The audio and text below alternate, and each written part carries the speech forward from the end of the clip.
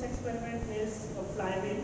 Okay, so we are having, this is called flywheel, which is given a name flywheel because it's assumed to be flying in air. So it is flying in air. So we call it as flywheel.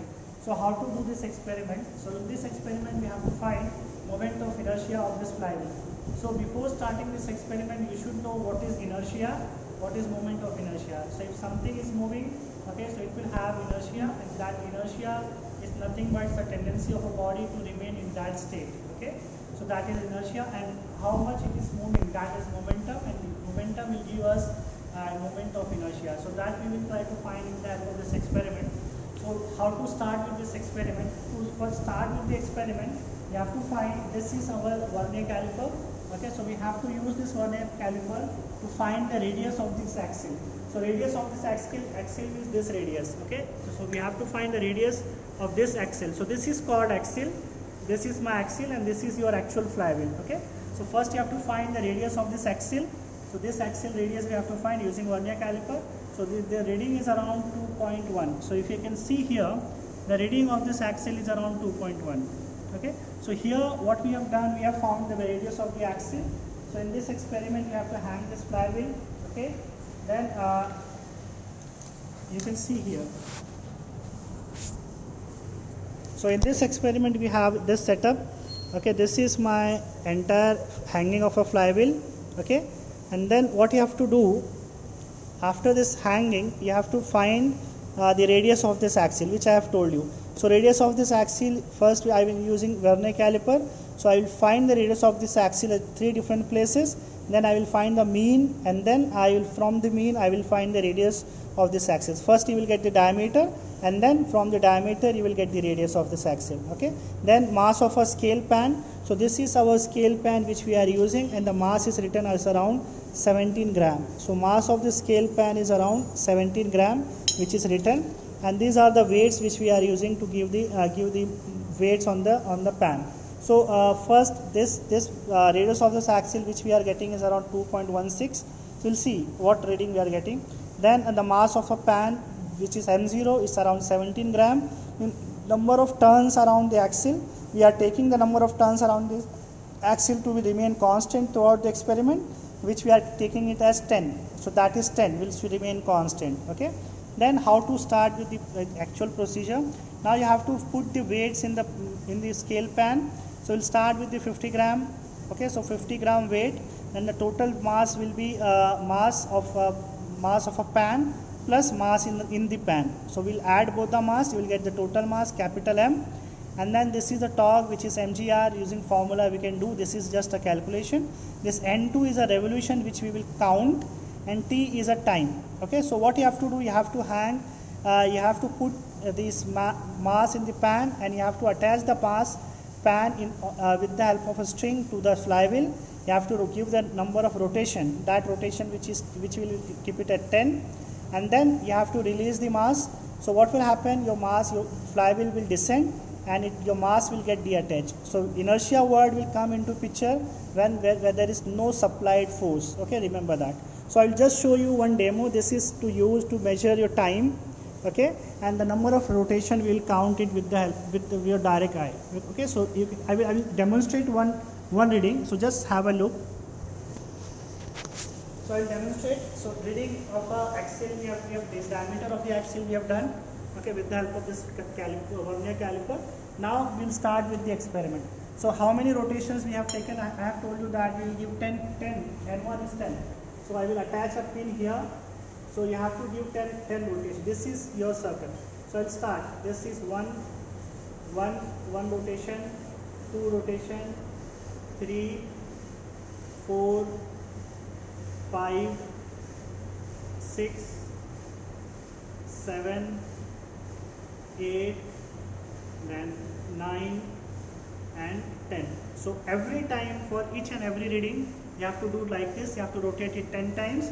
So this is my initial setup. Okay, so this is my initial setup. I have given 10 rotation. So I am just demonstrating for only one reading. So I am putting little more weight such that it moves little fast. Okay, so I am keeping some weights. So it is around 50 into 4, which is 200 gram. So I am putting 200 gram here. Now you have to be very, very careful. So as soon as we start, so you remember one thing, that we have to do two things. You have to count the number of rotation after the weight is detached, and then you have to, at the same time, you have to start the timer. So you have to do two things. One is you have to count the number of rotation till all gets rotated or all gets stopped. So how to take reading? Please be careful here. To take reading, I will just relieve this, but after leaving this weight, you don't have to start the timer. When you will start the timer? When the mass gets detached. So when the mass is getting detached, don't have to start now. So when the mass is getting detached, then only you have to start the counting the number of revolution, that is N2, and you have to start the timer. Okay, so be careful. Just look at to me what I am doing here. So we'll just descend it, and you just see the timer. Okay. So you can see that it's going down. Okay, so I will not start the timer, I will not count it unless it's get detached. Okay. So I have started 1, 2, 3. I will stop here. So how many rotation it has taken? It has revolved 3 times. Okay, and the time is around 5.8 seconds. So time which is getting is 5.8 seconds, and the number of rotation which we have got N2 is 5.8. So what you have to do, you have to, for same weight, you have to take one more reading. So I will repeat the same reading, I will repeat one more reading. So to repeat that reading, you have to give 10 rotations back. So 1, 2, 3, 4, 5, 6, 7, 8, 9, and 10. Okay, so 10 rotation. This I will reset it. Okay, I have reset it now. Look. Okay, look. I am not starting here. I will just release this. So when we release it, it goes down. So you have to start the stopwatch when. Wait, so 1, 2,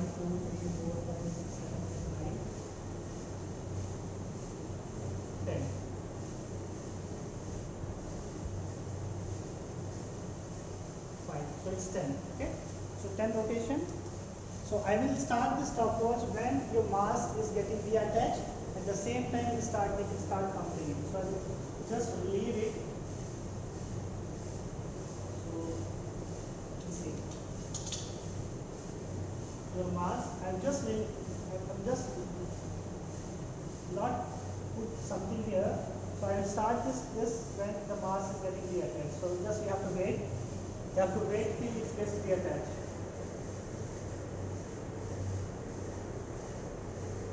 So 1, 2, 3, 4. Okay, so here first reading which I have got was a 5.8. Now the reading is 6.5, 6.4, and the number of rotation which I have got is around 4. So earlier it was 4, and here also now 4. So you have to look the number of rotation. If it is less than half, you have to ignore it, and if it is more than half, you have to take it as 1. Suppose it stops in between. So if it is less than half, you have to ignore it, and if it is more than half, you have to take it as 1. So this, since it is very rigid due to lockdown, it has become very rigid here. Earlier it used to give 15 oscillation, 15 rotation, 20 rotation like that. But here it's moving very, very hard. That's why it stops very early. Okay. So now you can see here. Now here I have attached a weight which is 200 gram, and then I will add both, and the mass, this is calculation revolution. I have taken 4 revolutions both the time, and 2 we have got, and then we'll find the mean because I am doing for the same reading. Then time, once I have got 5.8, now second one I have got 6.4. So I'll take the mean of both, and here I will put it. Then you have to divide by N2 by T, you will get this value, and then you have to find alpha, and from there you will get, you have to plot a graph T, which is a tension versus R alpha. So if I plot the graph, the slope will give the moment of inertia, and the intercept on y-axis will give us a frictional torque. Okay, so this is our entire So this is our entire experiment, and this is a mechanical experiment. So when you are performing it, you will not get the same reading. Okay. So reading for this flywheel is different and other flywheel is different. So you don't have to worry about the reading. Whatever reading you are getting, you have to note down that reading. And this range, you will get some range, and that value will be same for all. But the readings will be different for different set. Okay. So that's it from this experiment. So you can do the calculation, I will give the readings. So with the help of that readings, you do the calculation, plot the graph and get me the answer.